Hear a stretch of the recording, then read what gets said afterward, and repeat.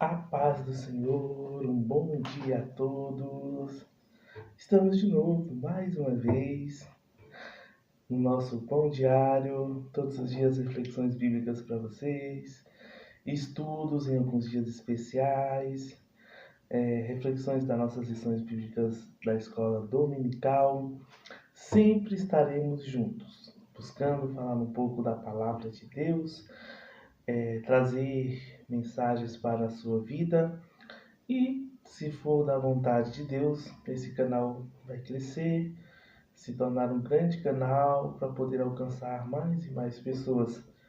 Tudo depende dos nossos inscritos. Chame sempre alguém a mais, seus amigos, curtam, compartilhem, mostrem esse canal para o mundo, para os lugares onde ele pode alcançar. Eu creio que grandes coisas acontecerão com a sua ajuda.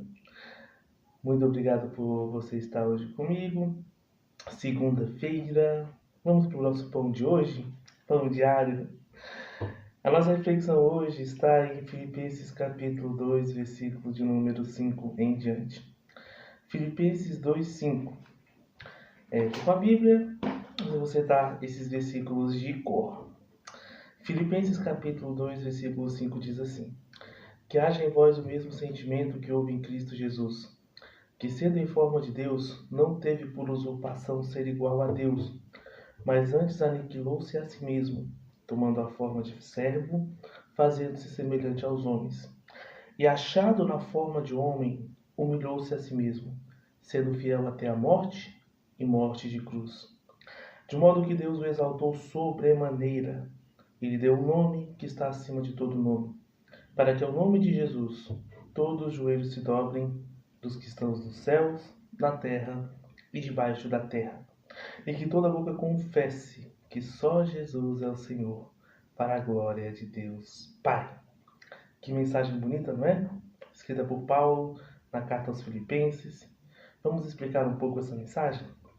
Primeiramente, Paulo faz um apelo, um pedido para aquele povo de Filipos. Ele diz: que haja em vós o mesmo sentimento de Cristo Jesus. Qual sentimento é esse? O sentimento de Cristo Jesus que Paulo cita é o sentimento de amor ao próximo, de amor à humanidade e de dedicação nesse amor. Jesus Cristo não foi obrigado a morrer na cruz. Jesus Cristo não foi obrigado a sacrificar-se por nós. Ele aceitou a oferta do Pai. E como sacrifício vivo, santo e agradável a Deus, ele se ofereceu, veio à terra, viveu com os seres humanos, sofreu com os seres humanos, morreu em uma cruz, ressuscitou para a nossa glorificação. Jesus Cristo, ao vivo é assim mesmo, tá? Vai ficar com uma tosse. Jesus Cristo, ele ao descer à terra, ele viveu conosco, sofreu conosco. Ele, das pessoas da Trindade, foi o único que adquiriu um corpo físico para viver na terra. É a chamada natureza teantrópica de Cristo, que é a junção da palavra theos, grego Deus, e anthropos, grego homem.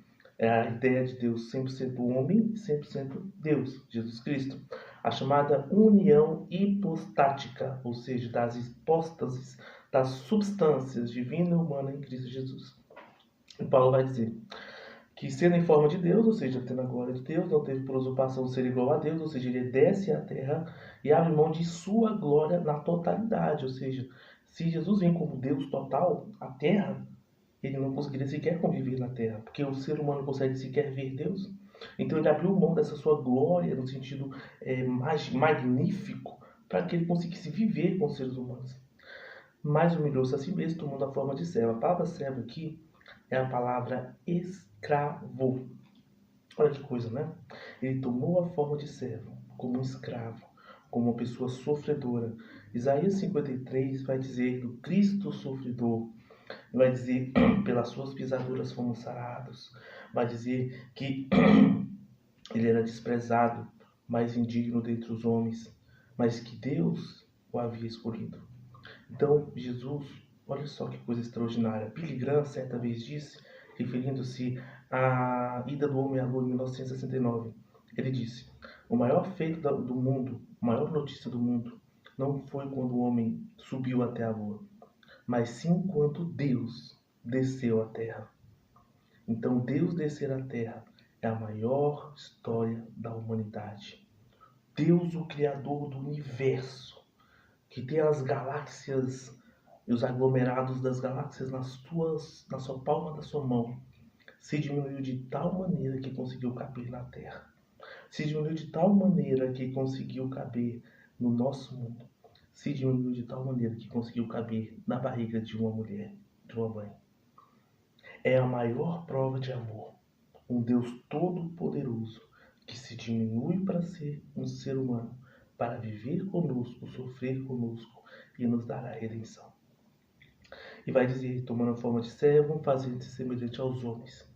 E achado na forma de homem, humilhou-se, sendo fiel até a morte de cruz. A morte de cruz era a morte mais terrível que existia. Inicialmente era uma prática de povos bárbaros, como os cartaginenses, entre outros, sendo introduzida pelos romanos culturalmente. E aí nós tínhamos a crucificação ou crucifixão, em que normalmente piratas, ladrões, inimigos do Estado romano eram mortos na cruz, pendurados, para morrerem por asfixia, por dores excruciantes. Normalmente demorava alguns dias para a pessoa morrer na cruz. E Cristo ele morreu imediatamente por intervenção divina, para que o sofrimento dele não se prolongasse. Mas era uma morte terrível. Aí nós temos a primeira parte de Filipenses 2. A segunda parte é a glorificação. E também a palavra de Paulo. De modo que Deus o exaltou sobremaneira. Esse Deus aqui é uma referência ao Deus Pai.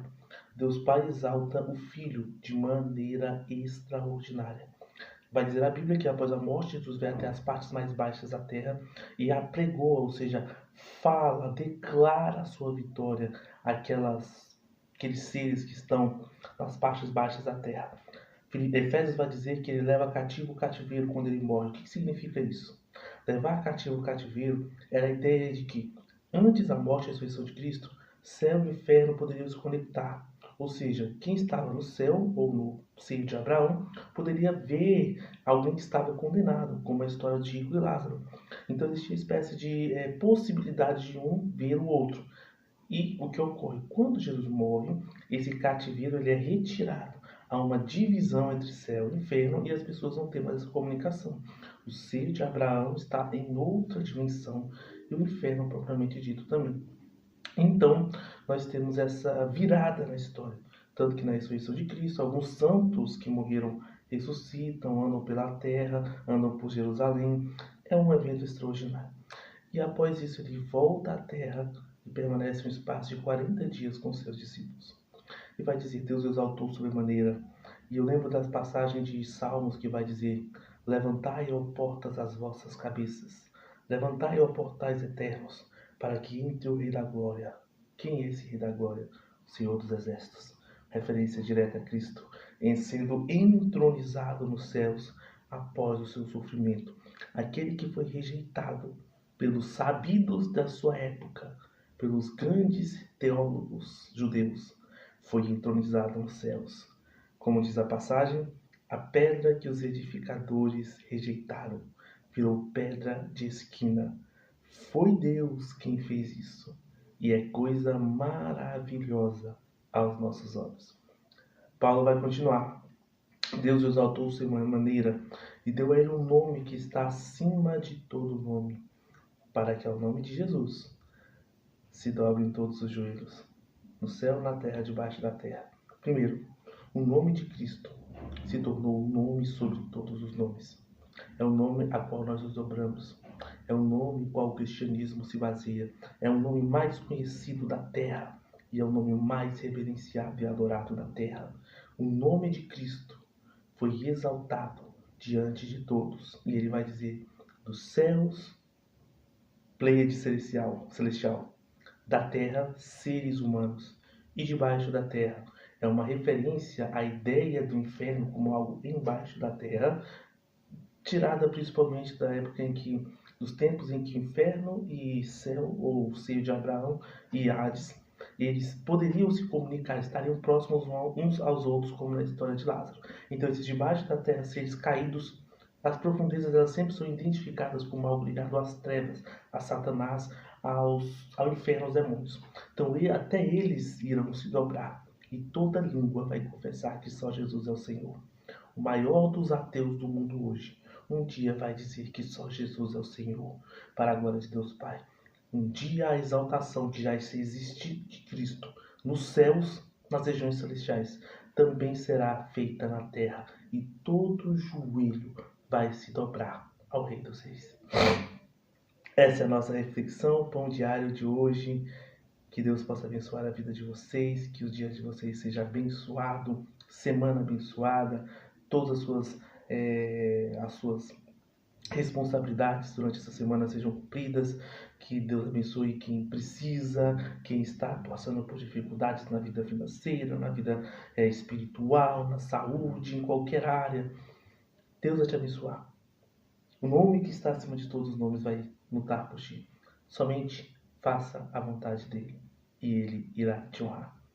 Deus abençoe a sua vida. Amanhã estamos de novo aqui e creio que esse pão diário será um pão comido todos os dias, durante muito, muito tempo, porque estaremos juntos, refletindo sobre a palavra de Deus.